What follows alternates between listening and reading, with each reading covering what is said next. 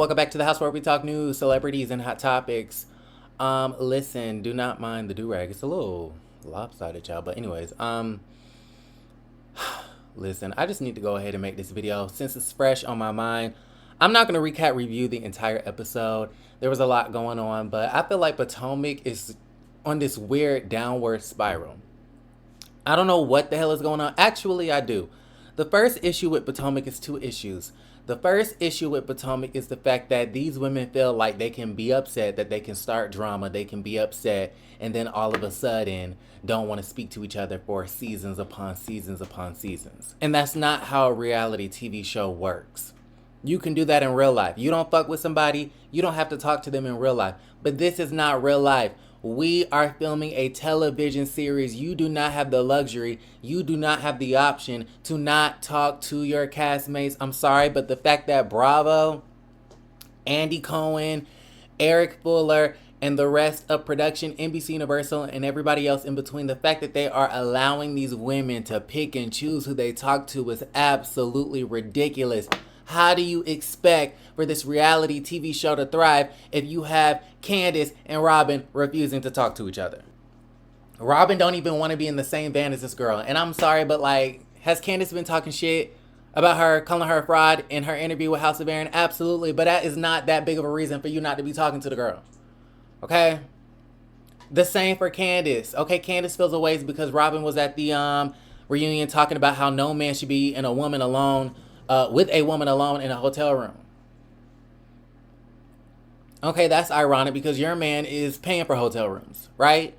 So Candice, she has every right to feel a ways about that. But the fact that we are like, what, 5 episodes in and y'all ain't said not a peep to each other is absolutely ridiculous. Wendy and Giselle. Why are we like 2.5 seasons past this whole debacle with the plastic surgery and Happy Eddie, not Happy Eddie, but, Eddie allegedly getting this white woman pregnant at his practice and stuff like that, and Giselle bringing it up, talking about the plastic surgery. Maybe that's why she got the plastic surgery, because she's in distress because of the rumors. And they haven't spoken since. Like, what's up with that?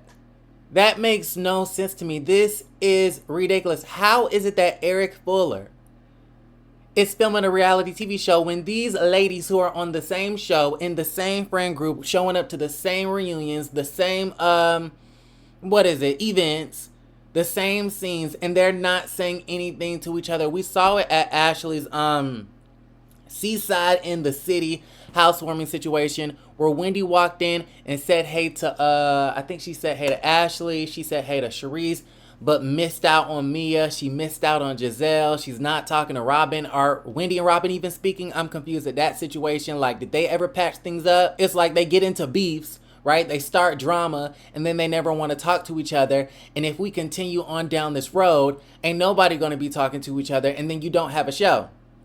It's either you talk to each other or you get replaced. A great example of this is Candy and Porsha. Candy did not like Porsha. Candy did not like what Porsha did. But Candy, deep down inside, knows that if she wants to continue on this platform, she cannot ignore people.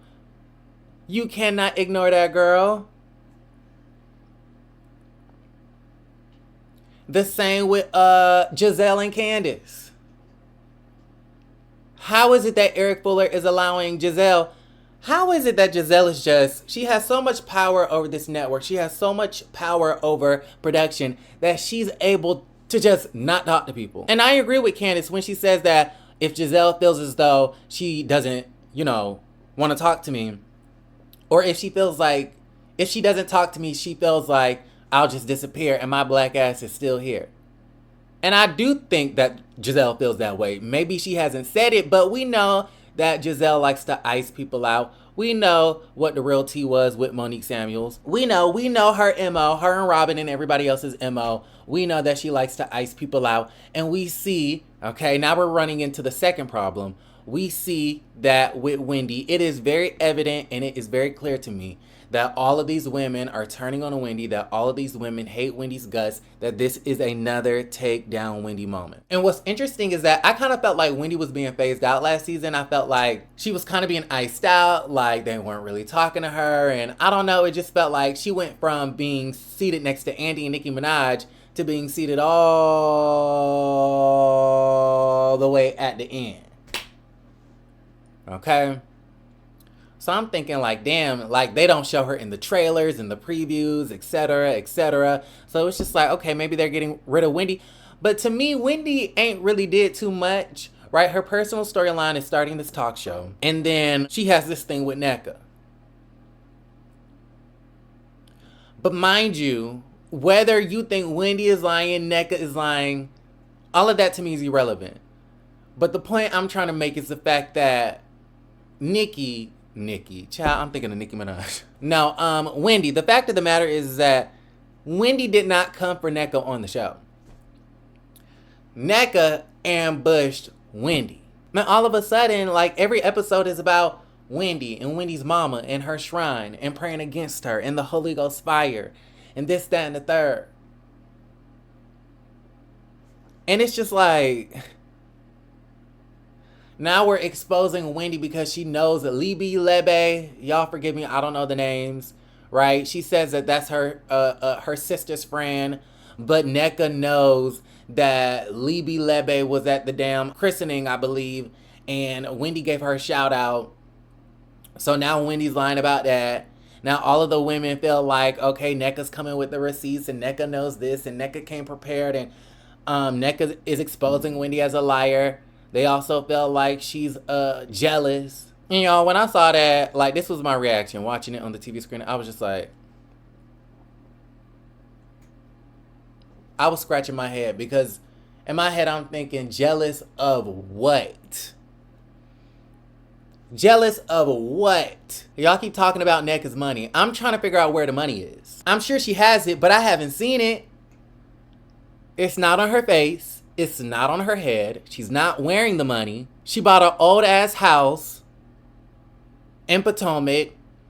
It was probably $1.6 million because of the, you know, the zip code of the real estate. The house is not that cute if you ask me. It's old as hell.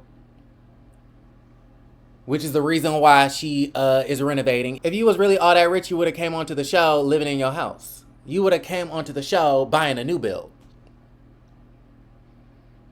Not renovating something from 2006. So I'm trying to figure out how Wendy say, oh, I'm jealous. Jealous of what? This? I'm trying to figure out what is there to be jealous of NECA. Her husband?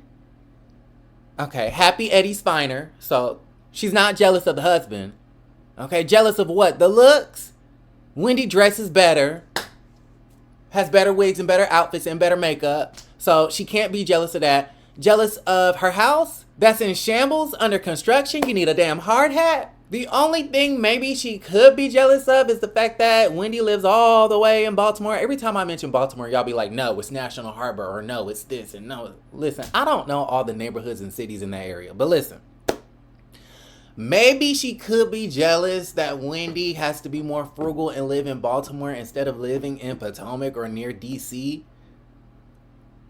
But other than that, that's all NECA has is property in that particular zip code. But the property to me is mid. So I'm just trying to think to myself, jealous of what? Okay, so Wendy wants to be the only Nigerian woman. Do I feel like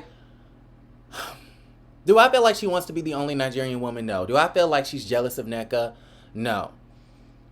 I do feel like Wendy probably was not going to help that girl. She was not going to help that girl get on. She probably wanted one of her real friends to get on, which we've seen that on the show. Her name is Kiarna. And yeah, she wasn't going to help that girl get on. And she probably was annoyed that the girl was yapping at the mouth, using her name to get onto the show. But I find it to be really rich and really interesting that every lady on the show is now saying that Wendy is jealous of NECA. Jealous of what? The fact that NECA can afford to hire bots. What is she jealous of? You're a PR person that's buying bots. Allegedly. Like, let's be real. Like, I'm just so tired. It's like going after the same person every single time, every single season. Like, we did not need another lady coming on to beef with Wendy. When Giselle already don't like the girl, Robin don't already like the girl. Mia already don't like the girl. Producer said, oh, let's cast someone else to beef with Wendy too. For what?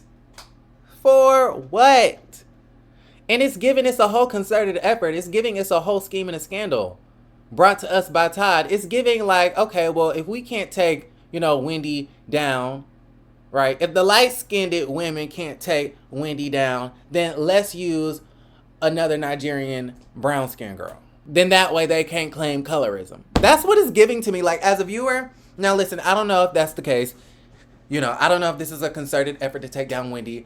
But it's just giving that. That's just the vibe. That's just the feeling that I get. It's giving, we couldn't take her down, right? So now we have to have one of her own, right? And we have to pit them against each other. And it's just not cute to me. It's not cute. And I hate that I wore this like this. Anyways, y'all let me know how y'all feel about everything in the comments down below. Like the video, subscribe to the channel, and don't forget to create a great day.